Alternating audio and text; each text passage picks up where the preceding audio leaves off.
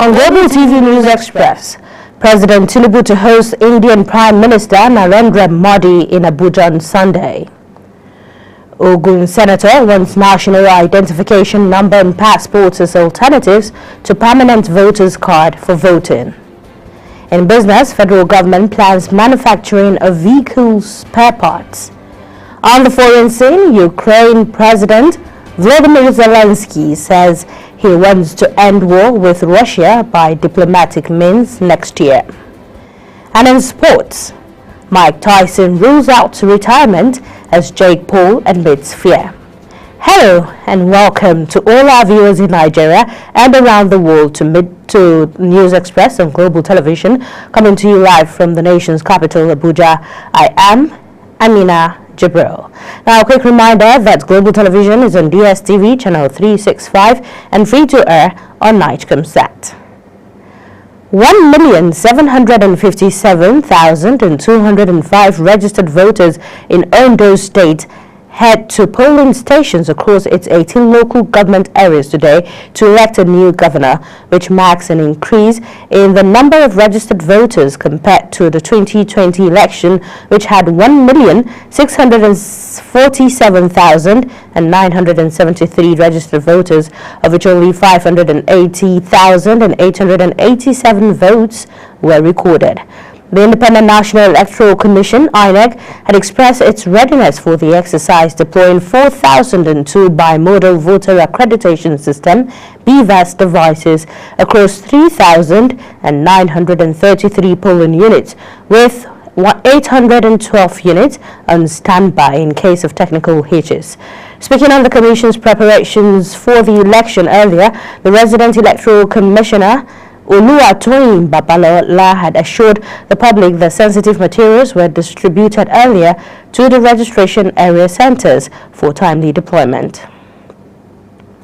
An ad hoc staff of the Independent National Electoral Commission, INEC, were reported to have arrived early with voting materials in Kiribo, Eshodo local government area, the hometown of the People's Democratic Party's PDP's candidate, Agbola Ajayi, as governorship election began earlier today in Ondo State. According to reports, the INEC ad hoc staff were accompanied by security agents. They arrived at Ajayi's polling unit at Kiribo, Eshodo local government area and set up for the exercise. There were also reports of limited movements following the restriction order, as combined security forces were at strategic locations to enforce law and order. Meanwhile, Governor Lucky Aiyedatiwa of Ondo State has expressed optimism about seamless conduct of the electoral process which is currently ongoing in the state. The governor, who is also the All Progressives Congress gubernatorial candidate, stated this while speaking with journalists earlier today after casting his vote at polling unit 5, Ugbo Ward 4 in Ilaje local government area. He commended the organization and the efficiency at the polling station, noting that the process was both orderly and transparent. Governor Aiyedatiwa also addressed concerns over accessibility for voters, urging that all eligible voters be granted a fair opportunity to exercise their democratic rights. The governor praised the security agencies as well for their effective handling of potential threats during the election process, highlighting that Ondo State remains one of the most peaceful states in Nigeria. He also praised the Independent National Electoral Commission, INEC, for a well-organized election process, especially the timely arrival of officials and election materials at his and other polling units. This comes as the candidate of the People's Democratic Party, PDP, in the Ondo governorship election, Ajayi Agbola, has scored the Independent National Electoral Commission, INEC, low in the conduct of the exercise. Agbola, who is one of the leading candidates in the election, cast his ballot at polling unit 004, Apoy Ward 2, Kiribo, in Eshodo local government area of the state. He alleged that the slow pace of the election process was a ploy to rig the exercise. Addressing journalists after casting his ballot, the PDP candidate said the system is not perfect, as it took more than 10 minutes for him to be captured, adding that there are many complaints. And a former Quartermaster General, Nigerian Army, and High Chief in Ikale, retired Major General Olubajowa, has urged all parties to accept the outcome of the 2024 governorship election in Ondo State. Bajowa said this in an interview with the newsman shortly after casting his vote at Unit 6, Ward 1, Igbotako, Okitikpukpa local government area. Bajowa, the Jagumolu of Ikale land, commended the peaceful conduct of the election, which he described as impressive, with large turnout of voters without any records of snatching of ballot boxes and hooliganism anywhere. He added that the large turnout of voters and peaceful conduct of the Ondo State governorship election indicated that democracy was gradually taking a strong footing in Nigeria, stressing, however, that the outcome of the election must be accepted by all parties. Still on Ondo elections, operatives of the Department of State Services, DSS, have reportedly arrested a suspected vote buyer in the ongoing governorship election in Ondo State. He was arrested at Ward 4 Polling Unit 007 outside St. Stephen's Primary School, Akure, Ondo State. According to the report, the suspect was apprehended with 2 bags of money meant to be used to induce the voters during the ongoing election.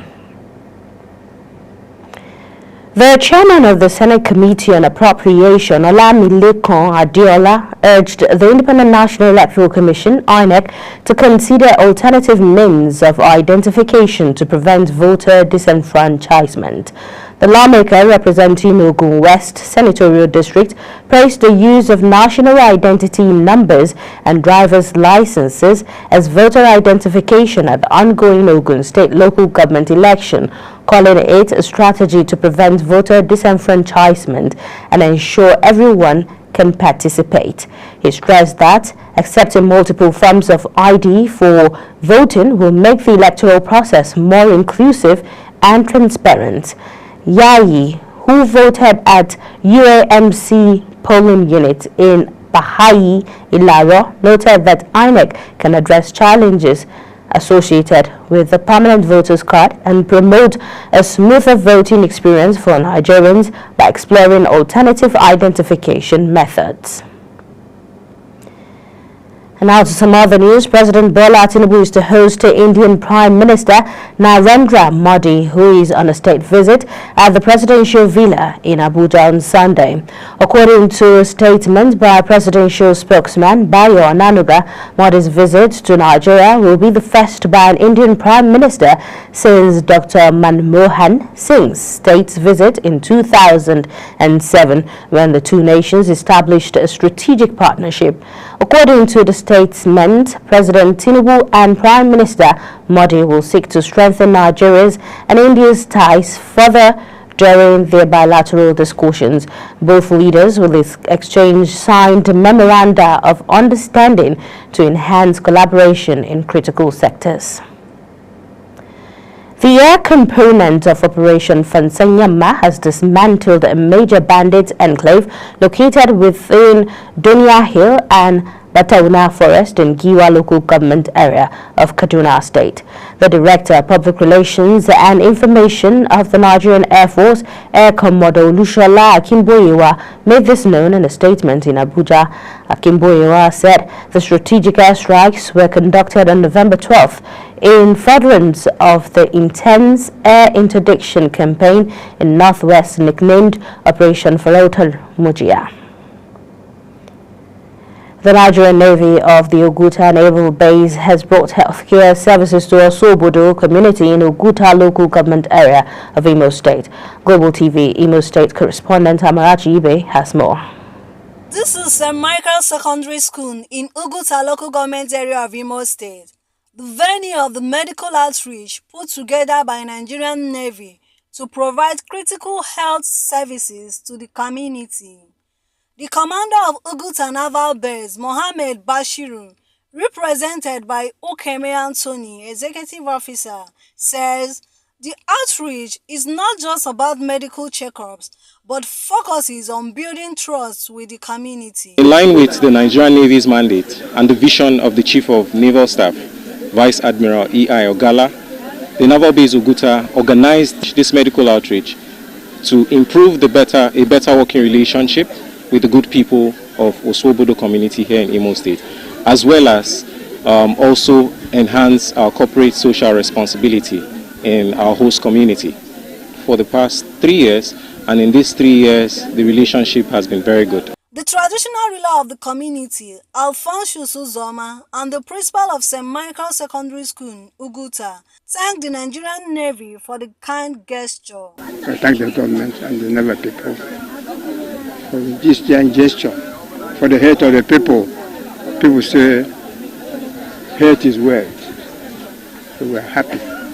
And I think that they say let it be annual, so that the hate of the people will improve. Impressed, and they pray that they continue to repeat this almost every term. I'm highly impressed. Highlights of the event include health education, seizing on body care and preventive health, as well as screening for blood pressure and blood sugar levels.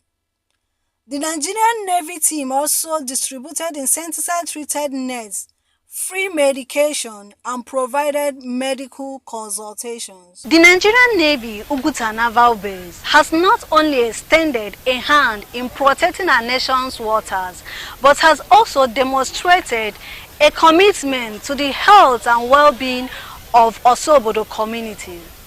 From Oswobodo community in Uguta local government area of Imo State, Amarachi Ibe reporting for Global TV News.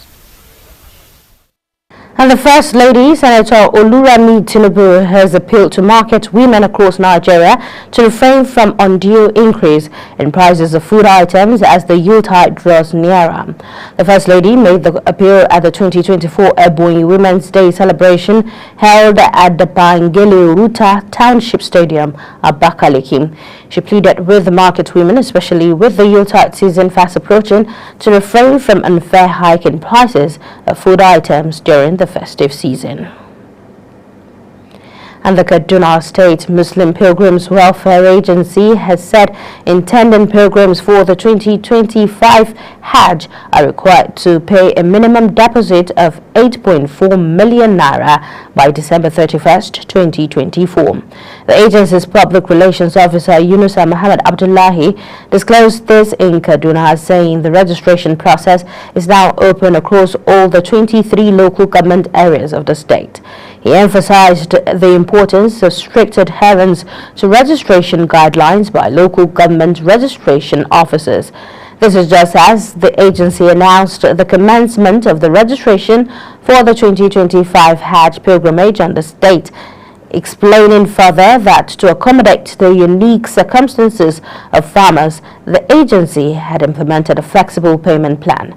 He said as the Hajj season approached, the agency urged all intending pilgrims to initiate the registration process promptly and adhere to the established guidelines.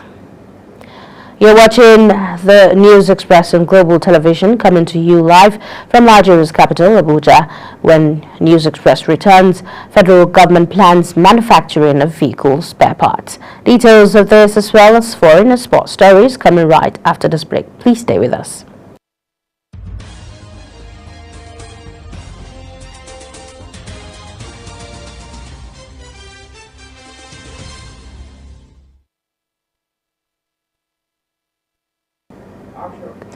Thank you for staying tuned, and now the news continues on Business Scene.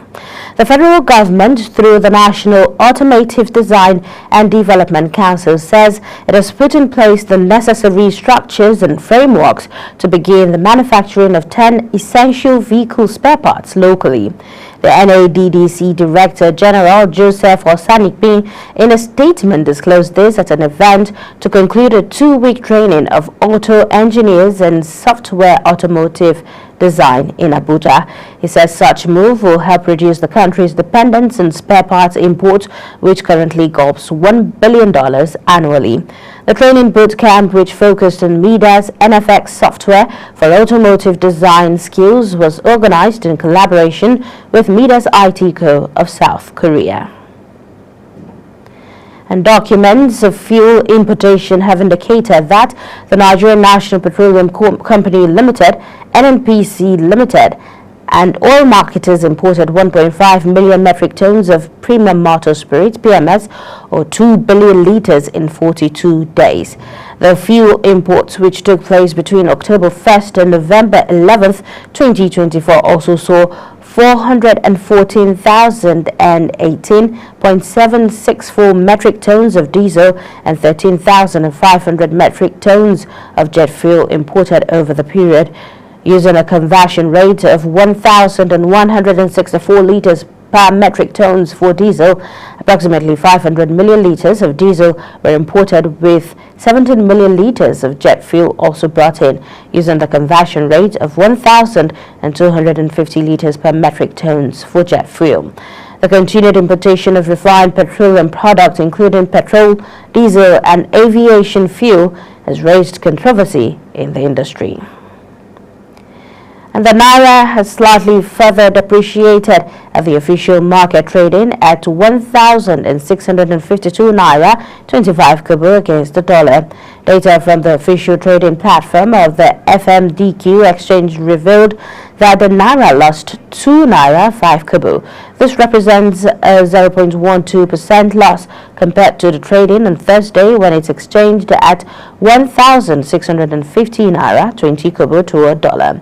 At the investors and exporters window, the Naira traded between 1,699 Naira and 1,620 Naira against the dollar.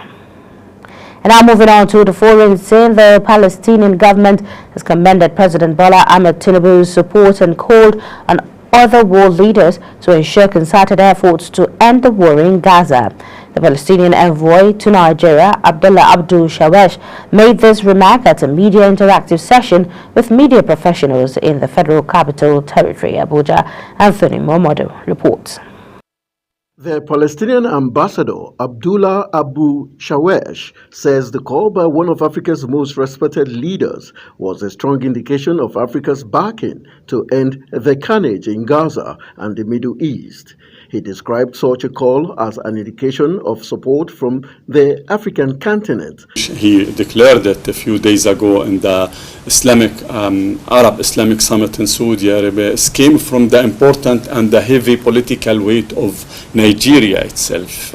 Nigeria have, of course, a very heavy political weight all around the world. And once the top official of Nigeria to say something like this, all the world, of course, will take it into consideration, especially the African continent. They will. We know that many of African country is taking Nigeria as one of the leaders of their political moves. Abdullah said despite the call by the acting United Nations Under-Secretary General for Humanitarian Affairs, Joyce Musia, for the United Nations Security Council to act fast to end the carnage, the United States remains the clog in the wheel of achieving peace in Gaza via its abuse of its veto power. The Security Council, or are the Security Council member able to move or to take any step forward to put an end to this carnage? Yes, if and only if the United States of America remove its hand and stop using the veto. And unfortunately, during the last 13 months, we all witness how many times did the United States of America use the veto power. In the coming months, the occupied West Bank will be in the eye of the storm. Israel intends to extend its sovereignty over it, believing that the upcoming U.S. administration will support this move. Anthony Momodu reporting for Global Television. Ukrainian President Volodymyr Zelensky says he would like to end the war with Russia next year through a diplomatic means, as both countries prepare for Donald Trump's return to the White House. Zelensky stated this in an interview, saying, and I quote, "On our part, we must do everything we can to ensure that this war ends next year. We have to end it by diplomatic means," end of quote. Zelensky spoke a day after saying the war will end sooner than it's otherwise would have done once Donald Trump becomes president, and a day after Russian President Vladimir Putin held his first phone call with a major Western leader. February 2025 would mark the third anniversary of Moscow's invasion of Ukraine, with Russia's troops gaining ground in recent months against Kyiv's outmanned and outgunned soldiers. And one of U.S. President Donald Trump's cabinet picks has become controversial as police reveal Pete Hegseth, tapped for Defense Secretary earlier this week, was accused of sexual assault in 2017. Although no charges were filed in the case, but shocked Trump transition team officials are nonetheless reportedly weighing next steps for the Fox News host, whose nomination took many in Washington by surprise. President-elect Donald Trump nominated a 44-year-old National Guard veteran to run the world's most powerful military, despite having never managed a large organization. But the police in Monterey, California, confirmed that they had investigated an alleged sexual assault at a hotel involving Hegseth that included bruising to the victim's right eye in early October 2017. Hegseth's lawyer, Timothy Palotre, says the allegation was already investigated by the Monterey Police Department and they found no evidence for it.